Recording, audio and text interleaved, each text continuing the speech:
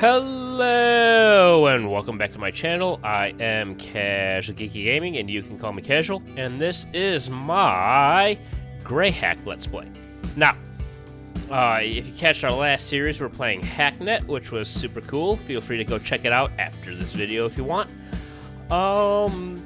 And I was in the Steam library looking at Hacknet, trying to find a different game to play, and in the more games like this game came up. So I figure we could give it a whirl and see how it goes. A thing to note, because as you see over in the right-hand side that we're deleting the old count, I have tried to play or record this episode once. In the recording, I had the wrong window capture, and we had 20 minutes of black. So... excellent. So I am now re-recording. So this was once a blind playthrough and is, at least for this first episode, no longer blind. So if you're geeked to re-experience with me, scroll down, click like, click subscribe, leave me a comment, and make sure you watch the video all the way through until the end so you get the full experience that I'm trying to bring to you. With that being said, let's get started.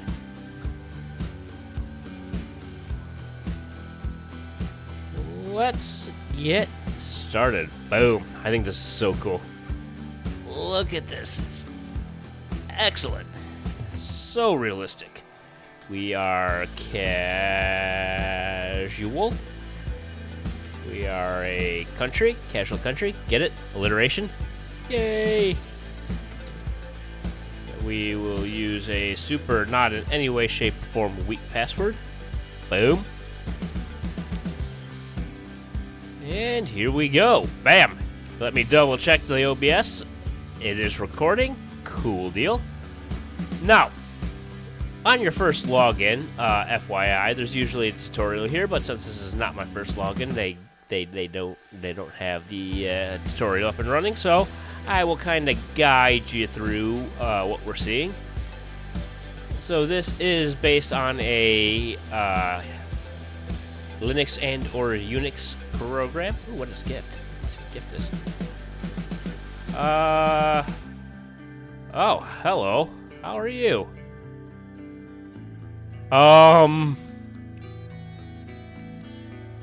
Well, that's how we can... we'll remember that's there. Where did that come from? I don't remember that in the last playthrough. It definitely wasn't there in the last playthrough. Okay. Manual. Boom. I understand that they gave me a free Wi-Fi and password. Do I have that Wi-Fi in the list? I do. Oh, I kind of want to just log into that one, to be honest. But first things first. This is tutorially, so I'll walk you through how to crack a password, or how to crack the Wi-Fi. So, first steps. If this is your first installation, you will have verified that you do not have access to the network, so you will be able to not do much until you get connected. In the future, you will be able to contract your own connections to the network for a monthly amount, but for the moment, you will have to access it another way. The operating system has a security suite installed by default that can help you connect to a network. For more information, it is recommended that you read the following manual entries in order under the network commands category in the following order: airmon, iwlist, air replay, and air crack. To launch the commands, you need to use the terminal, and you will find the shortcut on your desktop. Once you have access to the network, we recommend you create an email account and use the browser to find a mail service. Got it.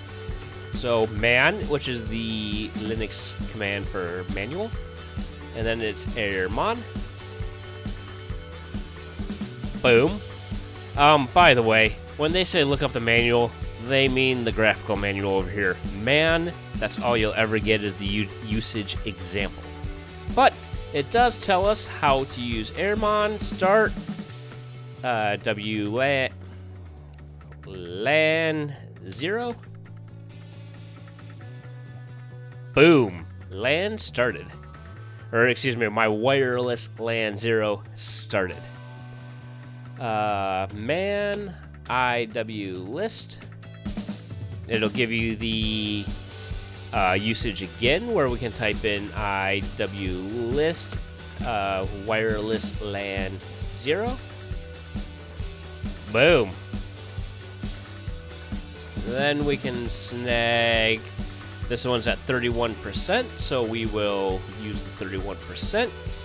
And then we can man air replay. Okay. And then replay. And then the base ID is that. And the base ID? BSS ID. I get weird sometimes. It's late. Leave me alone. It is BAZEN L2 Weenie. Sorry. Okay. It's getting the axe. Well, it's gathering acknowledgements. Let's go back. Let's go to websites and services. Nope, not that. What did it say? Network? It's a terminal program. Network commands. What are we doing? Air replay. Boom. Used to inject frames on a wireless network. The primary function is to generate traffic for later use in aircraft for cracking router keys. Once you have selected a network, you can launch the command necessary, which we got from the terminal man. And in case of failure, it means that the router is patched against this vulnerability. Once the command is executed, wait for a minimum number of packets, acknowledgements to be generated, and with good network power, at least 7,000 packages will be enough. For low power, you might need as much as 20 ACKs. Once you have reached the desired number of packets, press Ctrl-C, and that'll save your information to a text file. This file will be in the same folder where air replay command was executed. Got it. So, that's that. This is a bunch of stuff. This is going to be so much fun. This is going to be so... Oh, and it shows us the source code. Include lib if trip then error missing crypto library. New result if type string then exit results. That's it.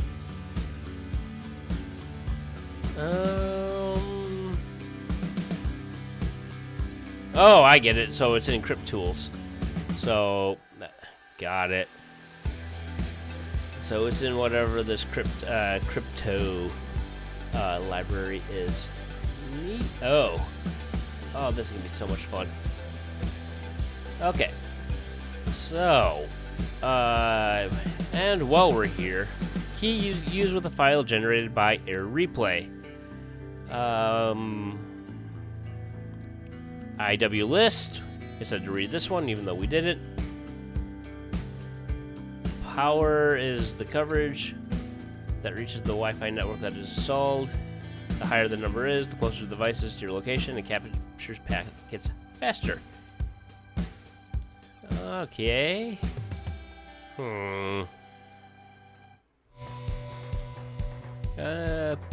Am I the only one, at least when I'm playing this? Do you guys get this where...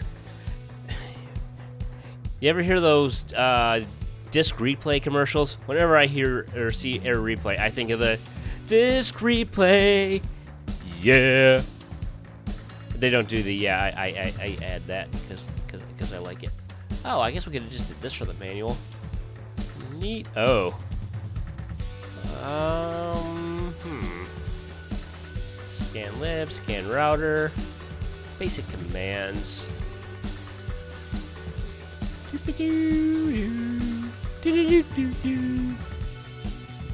It's the final countdown. Anyway, what else can this do? Scanlan. Oh, this is so neat. What do we? I think we're waiting for 20,000 ACKs. So, I guess I could do a bit of explaining while we're here. Do you all know the ACK?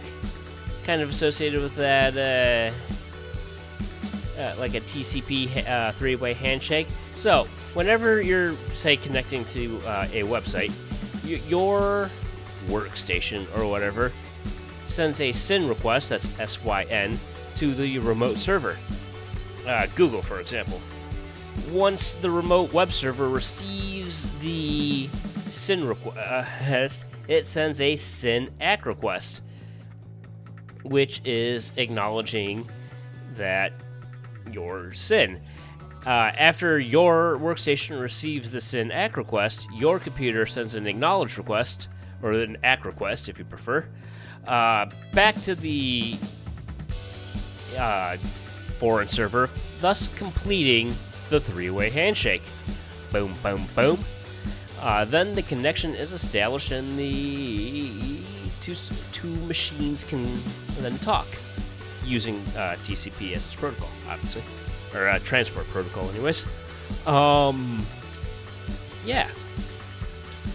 And the reason they do this is, so when it's sending packets, as it's kind of doing now, when it's sending packets to your machine, just so you can get a whole web page, it sends an acknowledge request for every packet that it gets. And when your computer receives it, it sends an acknowledgement back to let the server know that it received the package. And if it doesn't receive a packet, it sends back a NAK, or not acknowledged. So the foreign server knows that it has to resend whatever package got dropped. So yeah, that's how TCP works. Yeah. So, fun fact, just a little learning, because the more you know.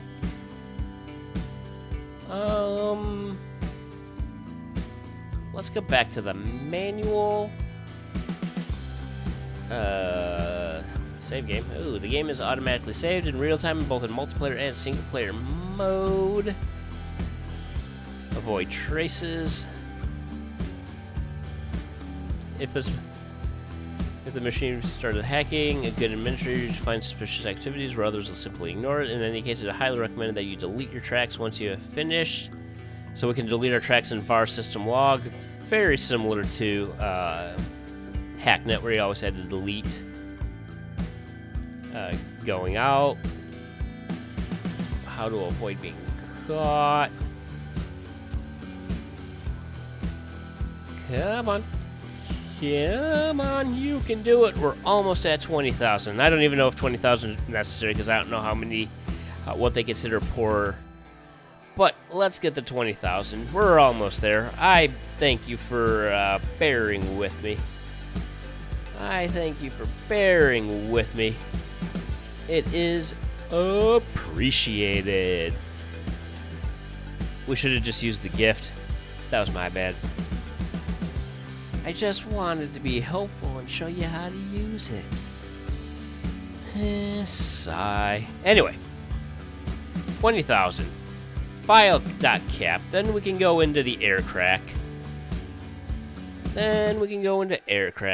File cap. Fredman.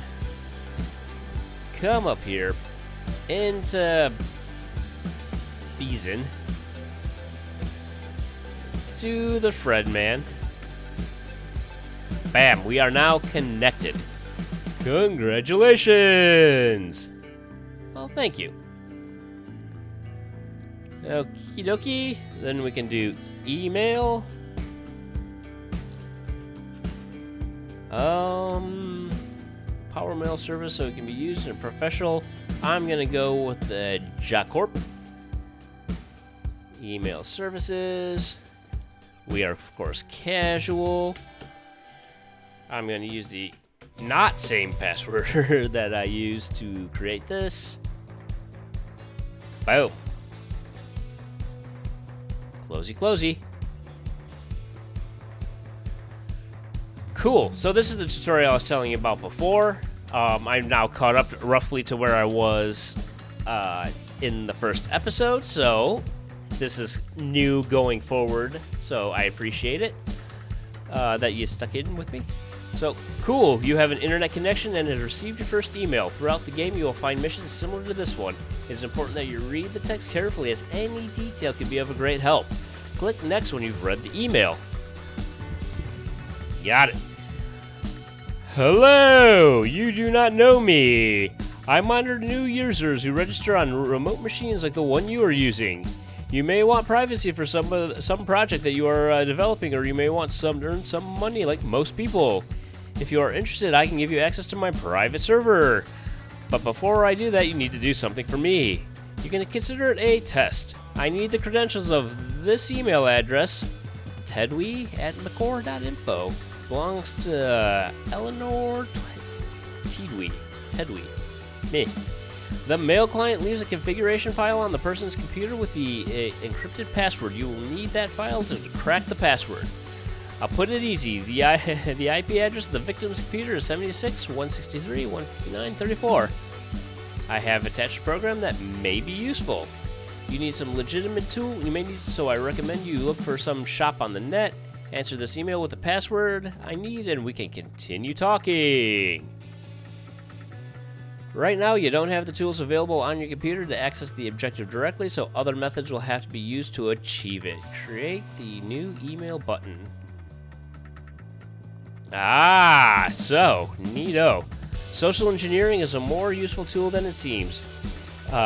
If used, it can make things much easier to reach your goal. In the left column, you have a list of predefined emails, each of them with a purpose. In this mission, we need to trick the system administrator by pretending to be the victim, so that he gives us access to credentials of his computer. Got it. Login issues. In social engineering emails, you will need to use the correct information in order to trick recipients. Since the victim works in the same place as the system administrator, you will need to know the victim's name to impersonate him. Fortunately, in the email you received, you have the name of the victim. It is enough to use the last name.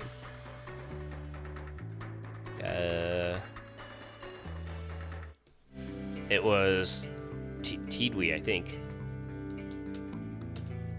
Boom.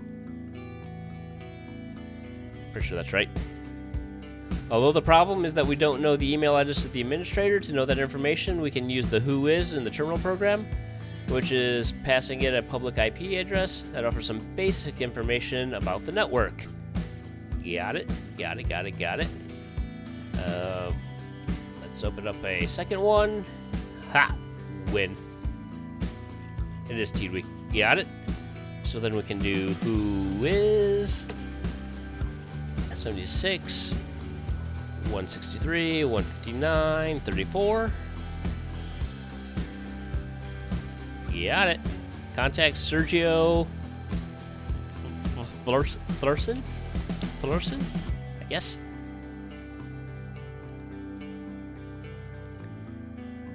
Got it. In social engineering works. Hold on. Can we just copy that? Come on, Flurson. You can do it. Karma, chameleon. Yeah. If the social engineering works, you will get the credentials to be able to access the machine remotely using the SSH terminal program.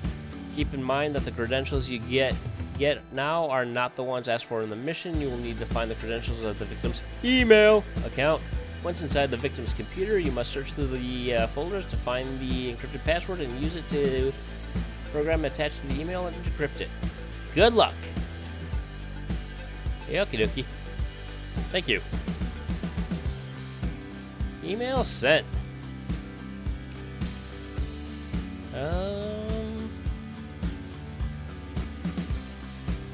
Hello. Password. I just checked the status of the network and everything seems correct. Have you checked your username and password? These credentials to your computer are neato. Man, SSH.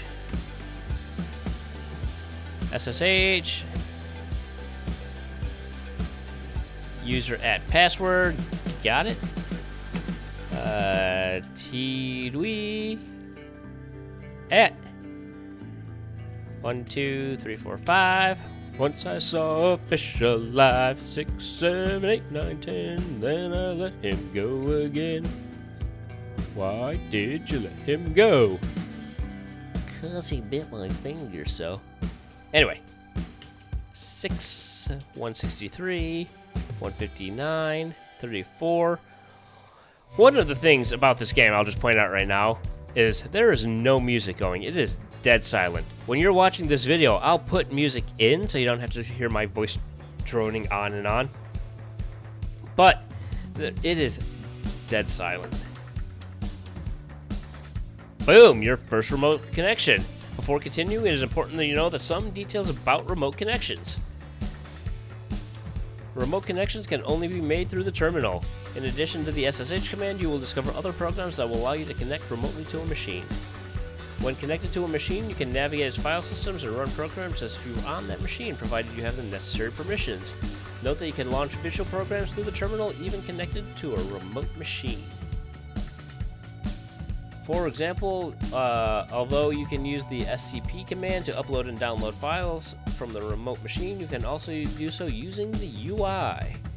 To do this, launch the File Explorer program from the terminal where you're connected to the remote machine and press Next. Oh. Which finger, baby? There we go. Cool deal. As you can see, you are browsing through the file system of the remote machine using File Explorer. You can copy and paste files between machines using File Explorer, either by dragging the icons or by using the context menu. Like File Explorer, you can launch any program that is on the remote machine. Hey boy. It is recommended that you copy the Scanlan program on the remote machine and run it. Scanlan is a powerful program that will show you the network configuration in which the computer is located. It is especially useful to solve missions and know which is the victim's machine according to the local address. Data is indicated in the details of the mission. Keep in mind that you can scan a public address with Nmap. It may not show you all the computers on the LAN that have active services, since some of the computers will not have the port configured on the router and therefore not be visible from the outside. To access these computers, you'll first have to access some other machine that has an open port to the outside, or gain a shell access to the router, and from there, from the machine on the LAN, you can see more to Scanlan in the manual. How to avoid being caught by the authorities. And with that, we will continue this tutorial and going through Tidwee's computer in the next episode. Sorry to cut it off here, probably kind of an odd place to cut it off, but I don't want the video to be entirely too long, so you'll just have to bear with me. This is the point of the episode when I just wanted to say thank you. I know you could have spent your time doing anything you wanted, and you decided to spend it with me, and for that I am sincerely and truly appreciative. And if you're geeked about it too, scroll down, click like, click subscribe, leave me a comment, and make sure you come back for the next exciting episode of GreyHack. And with that, I am out. See ya!